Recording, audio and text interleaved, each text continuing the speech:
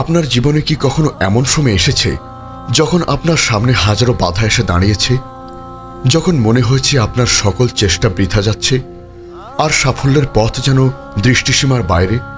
হয়তো আপনি কোনো কঠিন পরীক্ষার মধ্য দিয়ে যাচ্ছেন, অথবা কোনো বড় লক্ষ্য অর্জনের জন্য অবিরাম সংগ্রাম করছেন, আর আপনার ভেতরের ধৈর্যের ভাত ভেঙে যাওয়ার উপক্রম হচ্ছে। এই অনুভূতিগুলো অত্যন্ত স্বাভাবিক, কিন্তু আজ আমরা আপনাকে এমন এক মহৎ গুণের কথা শোনাব যা কেবল আপনার এই দুনিয়ার পথকে সুগম করবে না, বরং আপনার আখিরাতের সফলতার চাবিকাঠি হিসেবে কাজ করবে। সেই গুণটি হলো ধৈর্য। আসসালামু আলাইকুম রহমতুল্লাহ।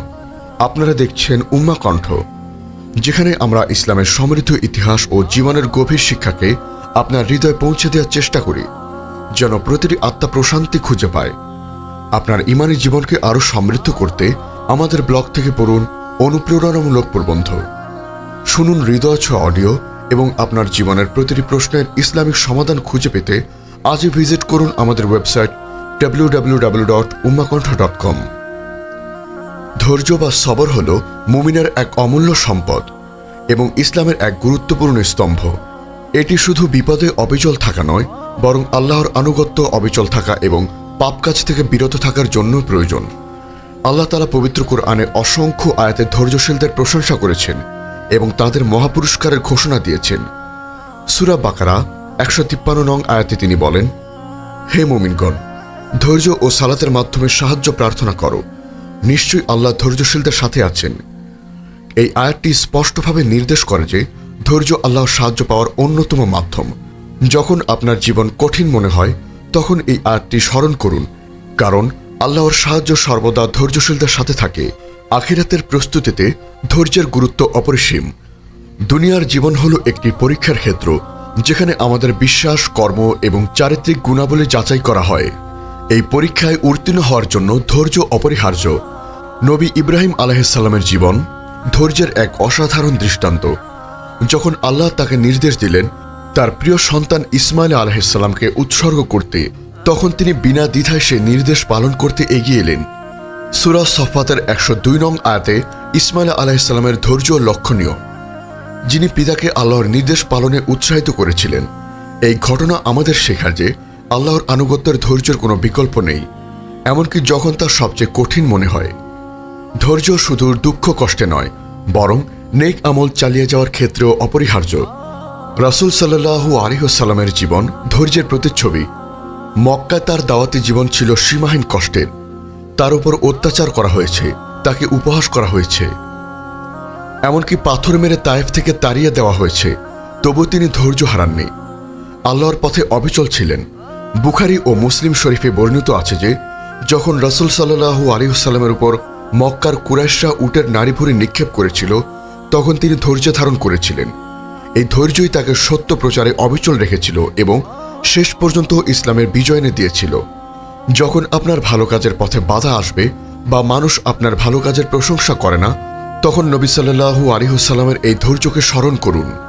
আখিরাতের প্রস্তুতির জন্য পাপ কাজ থেকে বিরত থাকা এবং প্রবৃত্তি দমন করাও ধৈর্যের অংশ। আমরা প্রতিদিন নানা রকম প্রলোভন ও পরীক্ষার সম্মুখীন হই। শয়তান আমাদেরকে পাপের পথের দিকে প্ররোচিত করে। এই প্রলোভনকে প্রতিহত করতে দৃঢ় শক্তি এবং ধৈর্যের প্রয়োজন। সূরা ইউসুফের 53 নং আয়াতে ইউসুফ আলাইহিসসালাম বলেছেন, আর আমি আমার নফসকে নির্দোষ মনে করি না, কারণ নফস তো মন্দ কর্মের নির্দেশ দিয়ে থাকে, তবে আমার রব যার প্রতি দয়া করেন। নফসকে নিয়ন্ত্রণ রাখা একটি ক্রমাগত সংগ্রাম, যেখানে ধৈর্যই আপনাকে বিজয় করে তুলতে পারে। ধৈর্যের আরেকটি রূপ হল যখন আমরা আল্লাহর ফয়সালায় সন্তুষ্ট থাকি। নবী আইয়ুব আলাইহিসসালাম ছিলেন এই ধৈর্যের এক উজ্জ্বল দৃষ্টান্ত। তিনি দীর্ঘ বছর ধরে কঠিন ব্যাধিতে ভুগেছিলেন, তার সম্পদ ও পরিবারও হারিয়েছিলেন, কিন্তু এই ভয়াবহ পরিস্থিতিতে তিনি আল্লাহর প্রতি তার কৃতজ্ঞতা এবং ধৈর্য কখনো হারাননি। তিনি ধৈর্য ধারণ করেছিলেন এবং আল্লাহর উপর পূর্ণ আস্থা রেখেছিলেন। তার ধৈর্যের পুরস্কার হিসাবে আল্লাহ তাকে সুস্থতা ফিরিয়ে দেন এবং তার সবকিছু ফিরিয়ে দেন, এমনকি তার চেয়েও বেশি। যখন আপনি অসুস্থ থাকেন বা কোনো সংকটে পড়েন, তখন আইয়ুব আলাইহিসসালামের ধৈর্যকে স্মরণ করুন এবং আল্লাহর ফয়সালায় সন্তুষ্ট থাকুন।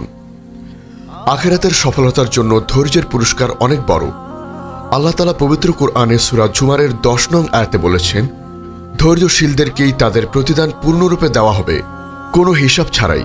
এর অর্থ হল ধৈর্যশীলদের পুরস্কারের কোনো সীমা থাকবে না, তা হবে অসীম। এই আয়াতটি আমাদের ধৈর্য ধারণের এক বিশাল অনুপ্রেরণা। দুনিয়াতে প্রতিটি কষ্ট, প্রতিটি ধৈর্যশীল মুহূর্ত আমাদের আখিরাতের পাল্লাকে ভারী করছে। সাহাবায়ে কেরামের জীবনে ধৈর্যের বহু আলোকিত উদাহরণ রয়েছে। বিলাল রাদিয়াল্লাহু আনহুর কথা ভাবুন, যাকে ইসলামের প্রথম যুগে অকথ্য নির্যাতন করা হয়েছিল। তাকে উত্তপ্ত বালুর উপর শুয়ে বুকের উপর পাথর চাপা দেওয়া হতো যেন তিনি ইসলাম ত্যাগ করেন, কিন্তু তিনি অবিচল ছিলেন। তার মুখ থেকে শুধু আহাদ আহাদ এই শব্দ বের হতো, যার অর্থ আল্লাহ এক, আল্লাহ এক। তার এই ধৈর্য তাকে জান্নাতের উপযুক্ত বানিয়েছিল। যখন আপনার জীবনে কোনো কঠিন পরীক্ষা আসে, তখন বিলাল রাদিয়াল্লাহু আনহুর এই অবিচল ধৈর্যকে স্মরণ করুন।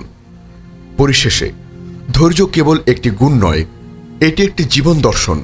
এটি আমাদের আল্লাহর প্রতি বিশ্বাসকে গভীর করে তোলে, আমাদের চরিত্রকে শক্তিশালী করে এবং আমাদের আখিরাতের সফলতার পথ খুলে দেয়। জীবন চলার পথে যতই বাধা আসুক, যতই কষ্ট আসুক, আমরা যেন ধৈর্য ধারণ করি এবং আল্লাহর রহমত থেকে নিরাশ না হই, কারণ আল্লাহ ধৈর্যশীলদের সাথে আছেন এবং তার প্রতিদান অসীম। প্রিয় শ্রোতা, আখিরাতের প্রস্তুতিতে ধৈর্য এক অপরিহার্য উপাদান। দুনিয়ার প্রতিটি পরীক্ষায় ধৈর্য ধারণ করা, আল্লাহর আনুগত্যে অবিচল থাকা এবং পাপ থেকে দূরে থাকার মাধ্যমেই আমরা আল্লাহর সন্তুষ্টি অর্জন করতে পারি। নবী রাসূল এবং সাহাবায়ে কেরামের জীবন আমাদের শেখায় কিভাবে কঠিনতম পরিস্থিতিতেও ধৈর্যের মহিমা ধরে রাখতে হয়। আসুন আমরা সকলে ধৈর্য ধারণের এই মহৎ গুণটি নিজের মধ্যে ধারণ করি এবং আল্লাহর কাছে প্রার্থনা করি যেন তিনি আমাদেরকে ধৈর্যশীলদের অন্তর্ভুক্ত করেন। হে আল্লাহ, হে অন্তর পরিবর্তনকারী, আমাদের অন্তরকে আপনার দ্বীনের উপর স্থির রাখুন। আমাদেরকে সেই সকল বান্দাদের অন্তর্ভুক্ত করুন যারা দুঃখ কষ্টে ভালো মন্দে আপনার উপর পূর্ণ ধৈর্য ও আস্থা রাখে। আমাদেরকে ইহকাল ও পরকালে ধৈর্যশীলদের পুরস্কারে ভূষিত করুন। আমিন। আমাদের এই মহৎ বার্তা ছড়িয়ে দিতে এবং ইসলামের আলোকে প্রতিটি হৃদয় পৌঁছে দিতে অনুগ্রহ করে চ্যানেলটি সাবস্ক্রাইব করুন এবং বেল আইকনটি প্রেস করুন। আমাদের ফেসবুক পেজ ফলো করে উম্মাহ কণ্ঠ পরিবারের একজন সদস্য হয়ে যান। আর আমাদের ইসলামিক ব্লগ ও রিসোর্স পেতে ভিজিট করুন আমাদের ওয়েবসাইট www.ummahkontho.com।